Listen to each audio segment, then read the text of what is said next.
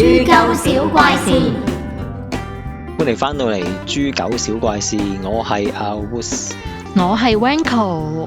咁我哋今日有啲咩話題啊？我哋今日講下日本人嘅約會小怪事。喂，好啊好啊，你講啊。咁我哋事不宜遲啦，即刻講第一個故仔。咁第一個故事嘅主角就係真由美小姐啦，35歲喺金融機構工作。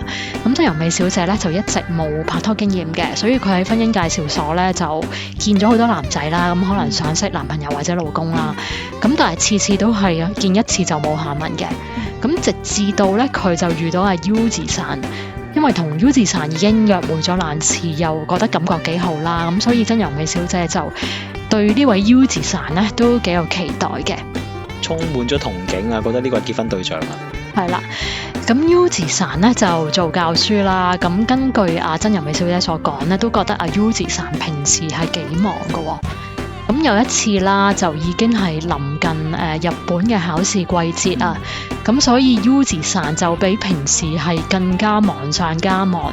但係即使咁樣咧，U 字散都居然 send message 俾阿真由美小姐，就約佢第3次見面喎。真由美小姐就當然覺得好 sweet 啦，就亦都係即係覺得好感動啦，因為佢咁忙都仲約自己啊嘛。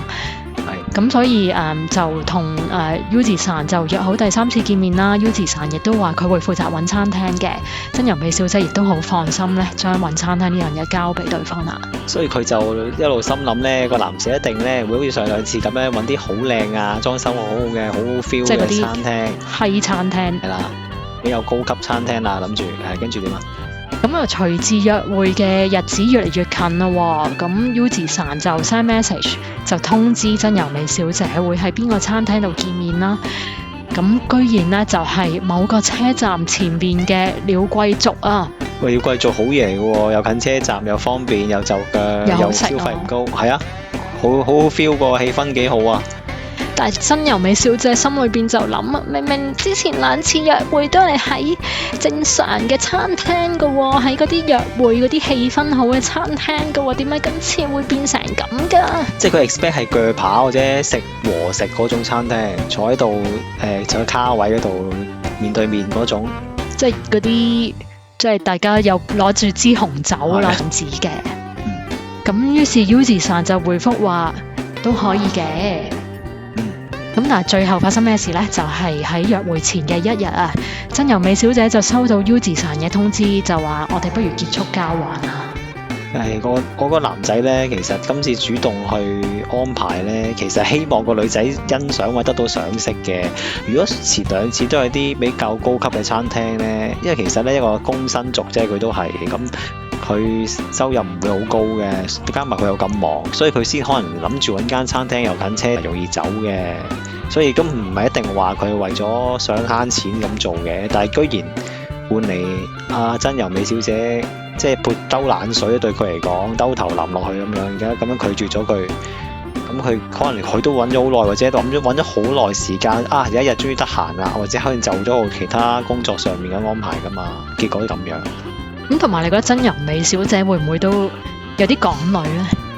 其實都唔算嘅，頭2、3次，只不過我覺得係男仔同女仔嗰個 expectation 唔同啫。咁如果係香港女仔，你第3次同第30次都差唔多嘅要求，應該即係都係要去西餐廳嘅。OK， 咁翻嚟真由美小姐個角度睇啦，咁其實佢就好受打擊啊呢件事，同埋佢即係受打擊到咧，就要去諮詢呢個戀愛專家嘅。咁喺日本係乜都有專家嘅。咁戀愛專家點講呢？戀愛專家就話其實喺即係30幾歲仲係單身嘅男性市場啦，佢哋可能都係唔會好識得去搞氣氛嗰種人嚟嘅，即係讀 L 嘅其實。可能係啦，咁佢哋好多時一般約會嘅餐廳呢，就係鳥貴族啊、居酒屋啊，或者食拉麵咁樣咯。咁即係等於喺香港可能係約去茶餐廳啊、食牛腩麵啊，或者咩食碗粥啊，約會食碗粥啊咁樣咯。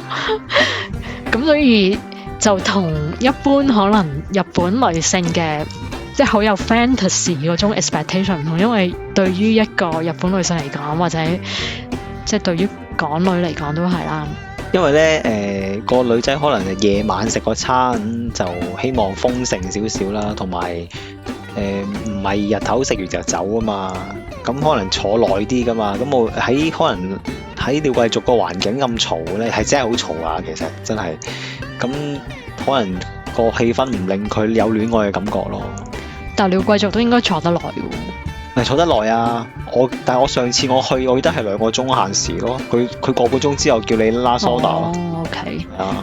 呢個戀愛專家就另外就話啦，你都知即係真由美小姐，你都知道U 字散係咁忙㗎啦。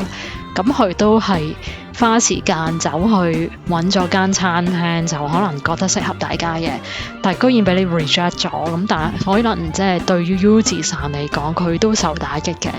係啊，其實咧，如果用個男仔嘅角度去睇咧，佢就希望人哋從人哋嘅讚賞、欣賞入邊咧 build up 咗自己嘅信心嘅。好明顯，佢而家係俾佢一盆冷水淋熄晒佢啲火㗎啦，呢下已經。咁即係可能，如果係換轉係香港人嘅角度，就係、個男仔話我哋第3次約會不如去食碗粥啦。咁個港女就哎呀唔好啦咁啊，要去間西餐廳㗎嘛，咁就可能會淋熄咗嗰個男仔嗰盆火啦。係啊，其實同埋日本男人就比較自尊心重啲啦。香港男仔都冇乜所謂喎，即係會 casual 啲。係啊 casual 啲喎。日本人就比較詐忌，俾人拒絕嘅。咁多數咧如果唔太過分咧，都會去合作或者去點頭嘅。咁所以咧，佢覺得女仔咁嘅反應對佢嚟講咧，係好似個女仔唔係好中意佢咁樣咯。咁可能不如咁樣，我先下手為強，我拒絕咗你先都有可能㗎。咁反而香港可能就冇呢個害怕拒絕嘅文化。係啊，直接好多嘛。即係通常個男仔通常啲對話都係咁噶啦。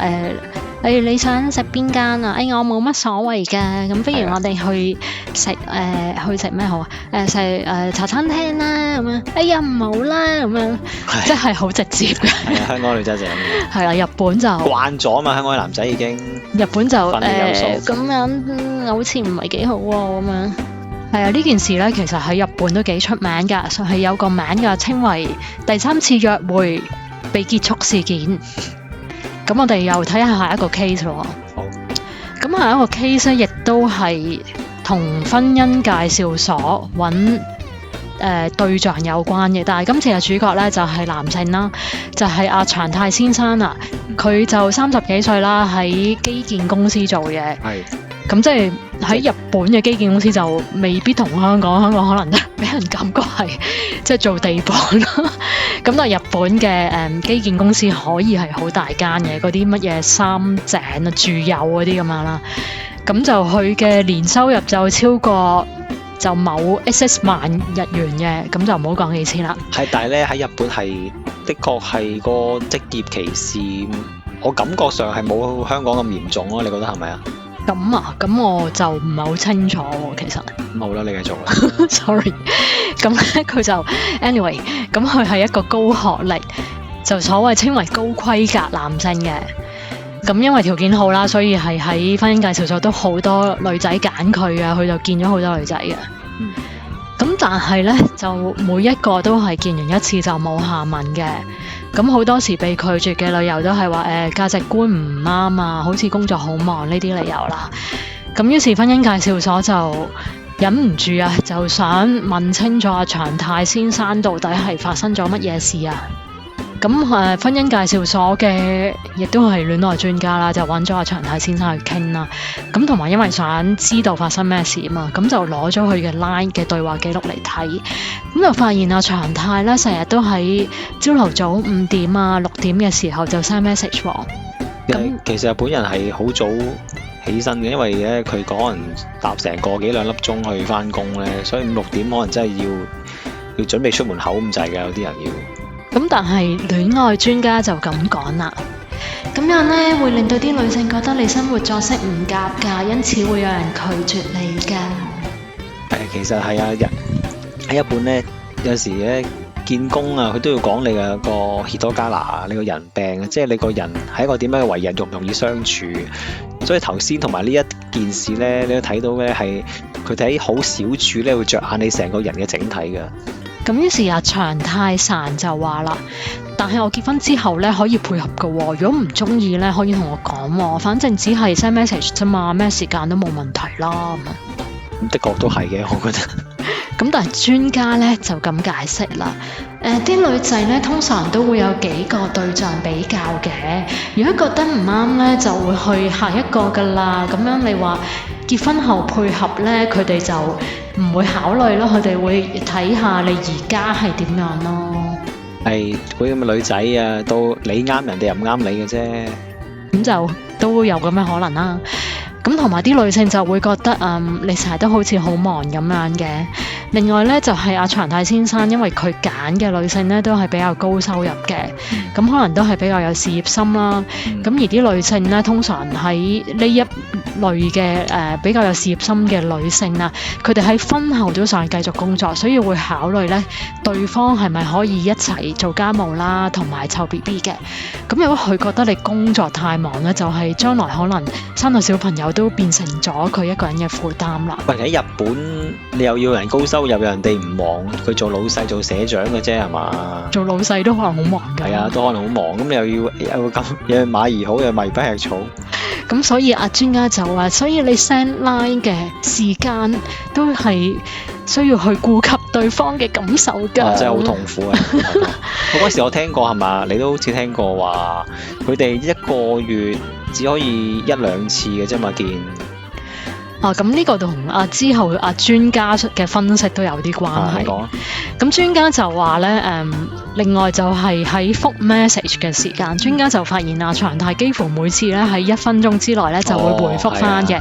咁專家就話啦，男性通常咧會覺得女性回覆快係好事，但係女性咧反而就會覺得對方一見即刻回咧，一讀即回咧，就好似有種被監視嘅感覺，有啲恐怖啊！因為個女仔可能覺得咧，你咁快覆我，咁我咪又要相對嚟講快啲覆你，跟住你又好快咁覆我，咁佢咪覺得好大壓力咯？呢個可能日本人嘅諗法啦，但係如果我係個男仔，即係我心儀嘅男仔可以咁快覆我，我就好 appreciate 咯。所以文化唔同咯，香港女仔係啊，個要求能夠有秒回噶嘛。係啊，咁但係阿長泰都接受咗戀愛專家嘅意見啊，咁就話原來係咁嘅，嗱都學多，咁我以後會注意㗎啦。咁長泰都係做事非常之有效率嘅人啦。根據專家所講咧，佢好快就改咗自己嘅習慣啦，亦都好快就揾到對象同埋結婚生仔。我之前聽咧，個日本人好多時都有呢覆 message 咧，好有技巧，同埋好注重個時間。頭先講咗啦，呢個 case 都講咗啦，同埋咧佢哋每個月見面又要唔可以多啦，同埋可能一日大約覆一個 message 到嘅咋，佢要好着重對方同埋自己嘅空間㗎喎。即係可能一個人有兩個人拍拖1年都係講咗10句嘢咁。又唔止10句嘢嘅，會越嚟越多嘅。但係咧見面就要其實好緊張咁啊！即係好似頭先個 case 咁咧，見面嘅地點啊、時間啊，各方面都有好講究咯。即係可能兩個人拍咗拖2年，佢哋都係見咗24次，即係一個月見1次。出奇㗎。哦，咁都係，即係聽個人嘅日本人嘅戀愛觀好特別，係真嘅。即係頭先講咗啦，個距離一個問題啦。你就算一個東京啊，唔係大又唔係細，但係一個東一個西一個南一個北都可以，佢搭好耐車先見到你㗎嘛。即係個個都係屯門同柴灣嘅距離。係啊，咁咯。哦，咁好啦，我哋今集就講到咁多先啦。好啦，咁下一集呢，我哋又再揾下啲挖掘啲新鮮嘅關於日本啊或者香港嘅奇怪嘢，或者世界各地嘅怪事，都會同大家分享下嘅。咁下次再見啦，拜拜。拜拜。